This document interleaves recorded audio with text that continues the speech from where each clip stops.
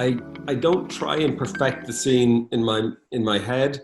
I become, I suppose, detailed enough in the pre-production in terms of the story, in terms of the ideas or the types of image systems that I want to do.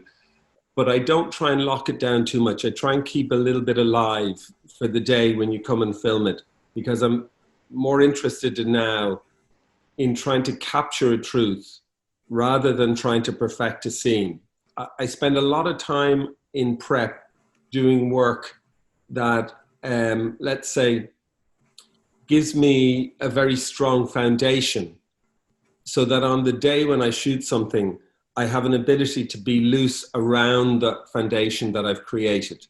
And that if the performances are particularly good in a certain way, or I want to leave space for the actors to make the scene feel alive and breathe, I tend to do that. So, and I say, I suppose there's a mantra that I use, which is I like to capture rather than perfect.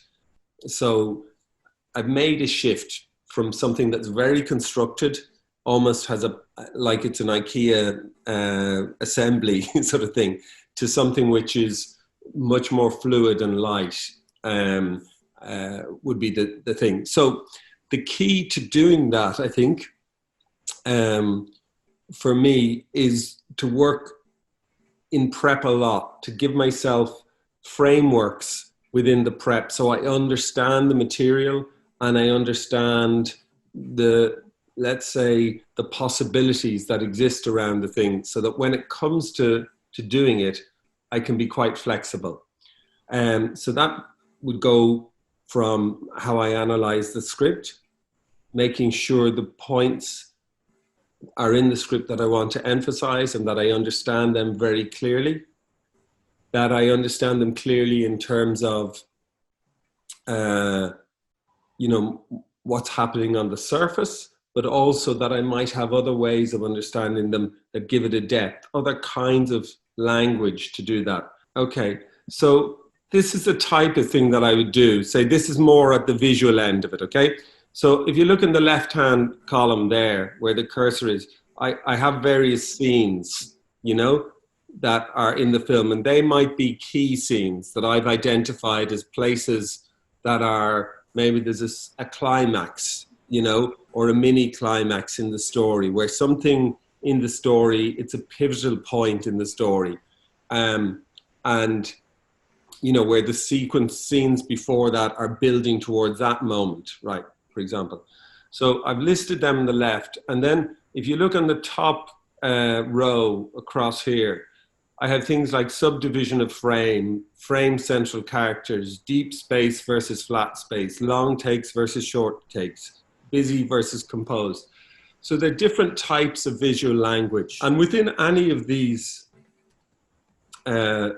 techniques or tools, I can then say, okay, I'm going to use them with a certain intensity or less of intensity, okay? So if I want to emphasize a scene and say there's an intensity within the scene, I might have a scale of 1 to 10 or something like that. And I say, okay, I'm really going to play with this tool and give it an intensity at this moment because I want to emphasize some story point at this stage. So that level of, say, attention in prep means that when it comes to the shoot, you don't have to get involved in sort of perfecting or raising things on the day that are going to slow you down and drag the energy of the shoot down. And when it slows down and becomes a start thing, that has an effect on performance. And that's the main reason why I want to do that. But if you don't do this, the film can become, let's say, flat and uninteresting. And there's no detail in the way that you've approached it from a visual point of view. So this is a picture of a hotel room that the family stay in early on in the film. And I was looking for a color to tag to the idea of shame. Because when I read the script, there was a sort of feeling of around one moment in the film where I really felt that the central character, Rosie, had this shame in her past that she had managed to overcome. And her current situation of homelessness was bringing that feeling of shame back into her life. And she had a fear that she would transfer that shame onto her children.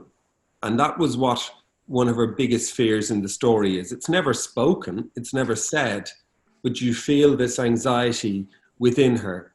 And so there's key moments when I feel that shame and the privacy of that shame that's in that character. And so I tagged yellow as a color to try and use when in those scenes.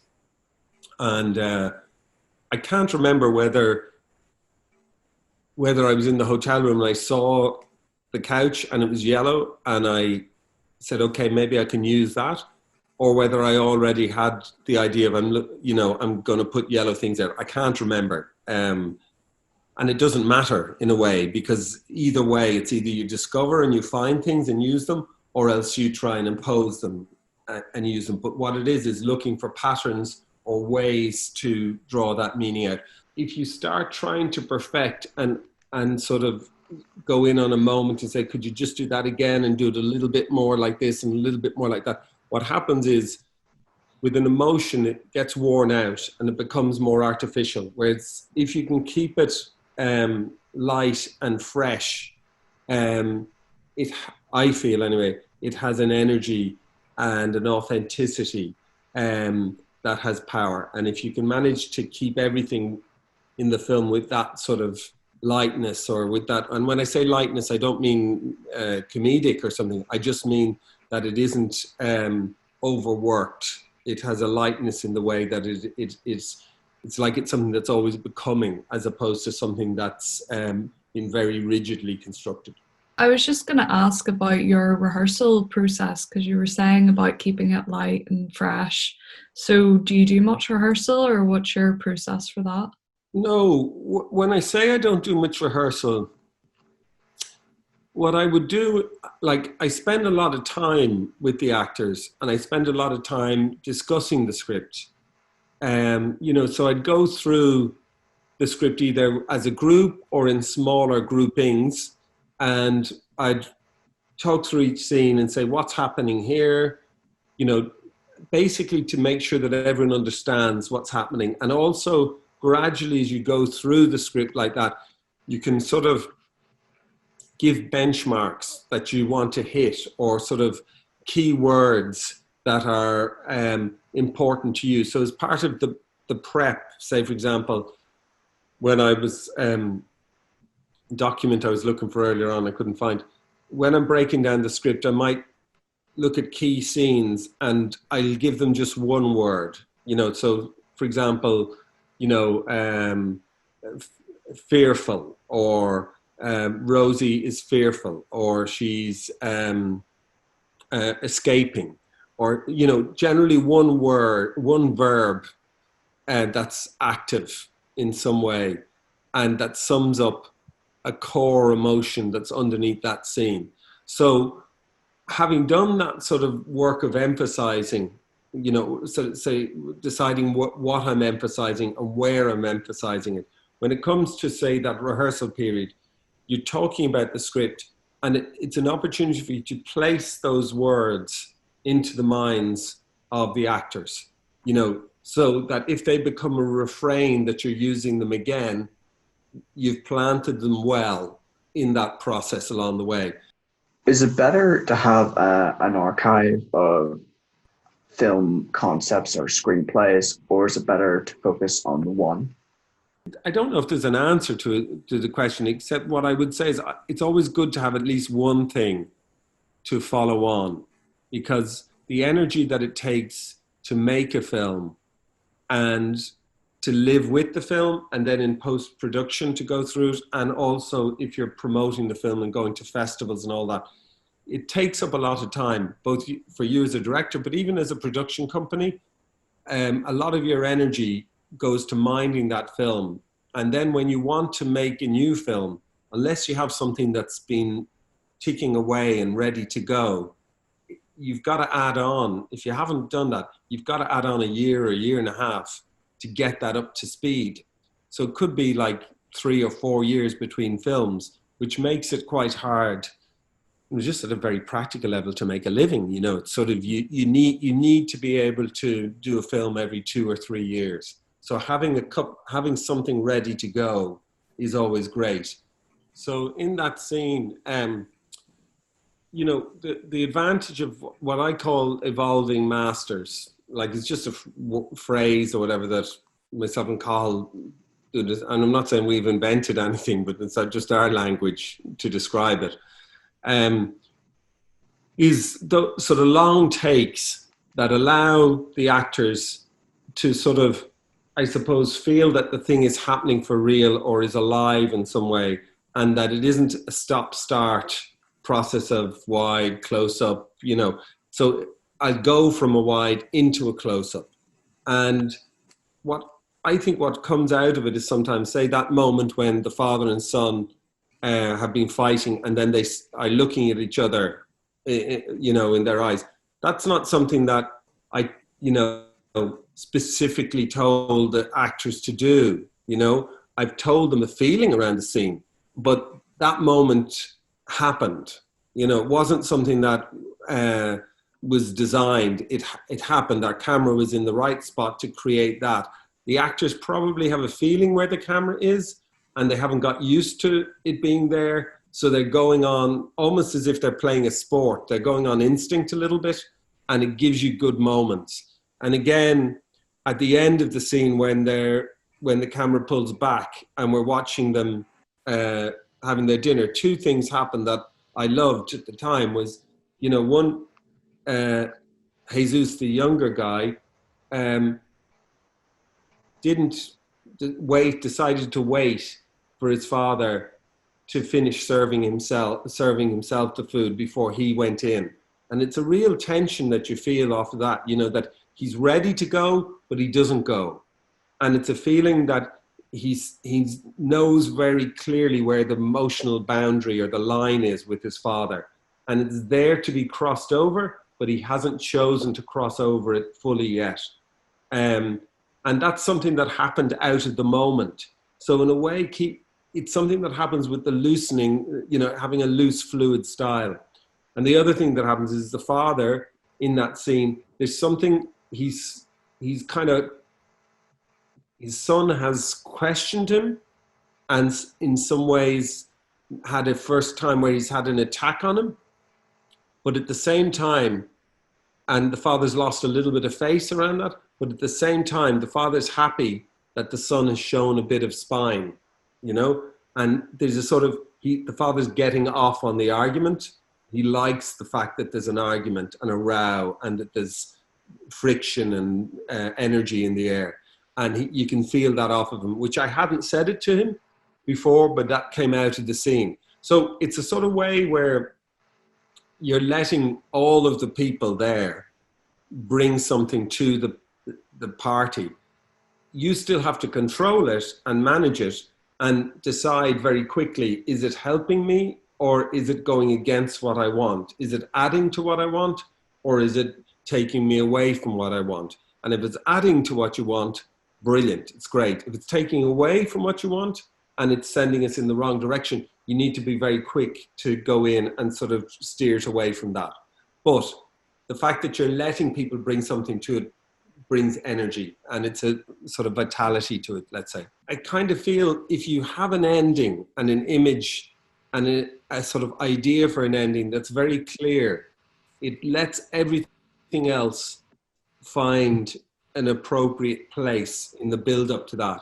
So I'm very clear on endings now. It's something that, you know, in the earlier films I made, I wasn't, and I had maybe some confused endings or double endings and stuff. And now I'm really sharp on saying that if you have that ending, and I don't mean an ending that's necessarily resolved or anything, can be ambiguous, but that it has a sharpness in terms of its punctuation. It's very helpful to let everything else fall into place. When I say about the ending, it's like I feel the ending. you know? So it's not just about that it's a logical thing or it makes sense or it's a good equation. I have a very strong sense of the feeling I want people to have when that ending happens. And also I have a strong sense, let's say, in terms of endings, I'd have a strong sense of wanting it in the way that it ends with energy, but it's not totally resolved, so that the audience have to finish the movie when they're leaving the theater. So what the audience say should begin to resolve the movie or begin to be the punctuation at the movie, because if you get that, it means that the energy of the film leaves the cinema with the audience as opposed to staying in the cinema. And both for, you know, I think it's an interesting thing in a cinematic experience. You want the audience to carry energy with them, but also at a very practical level, it creates word of mouth. It lets people talk about the film, that they take the energy that was in the hall and bring it outside with them. That's what you want, an ending that facilitates that. Well, listen, best of luck, everybody, in your own projects. And remember, you know, that's what I have to say is, you know, it's just how I do it. I don't think there's any right or wrong. And I know my peers and my colleagues have very different approaches to it, you know. So I think a lot of it is about finding an approach that suits you, that works for you and lets you express whatever it is you're interested in expressing. And part of that journey is, it is a journey. You know, I've changed as a filmmaker as I've gone on, and you know, sometimes you make something that doesn't work, or that works but doesn't interest you, and it's about finding what the thing that makes you motivated and enjoy your work and enjoy the process of working, and finding where that is for you. Making stuff, even little bits and pieces, and letting yourself fail and succeed, you know, do something and when you watch it back you say, it didn't work that well. What was it that didn't work? Why didn't it work? Or equally saying, that really works well. I love that, you know, and let yourself get a kick out of it, you know. But you can't do that unless you're making. Even if it's just making, you know, making and show to a couple of people, show to a few friends, because when you show it to somebody else, it does become public in some way. And when it's public, you begin to learn a lot more. You feel, like I know in the first few films I made, in the first public screening, somebody would open a sweet paper and I'd suddenly say, oh, they hate it, you know, because, you know, your emotions are heightened. But what it does is you begin to see, oh, that joke doesn't work. It half works, but it doesn't really work. Or equally, you see something and say, that, whatever about the rest of the film, that really worked. And I'm proud of that moment. And when you stand in front of your work like that and can get a perspective in a public situation, it's really pushes you on. You know, if you're honest with yourself, both for good and bad, it really helps you push on your work. Thanks for watching, and don't forget to subscribe.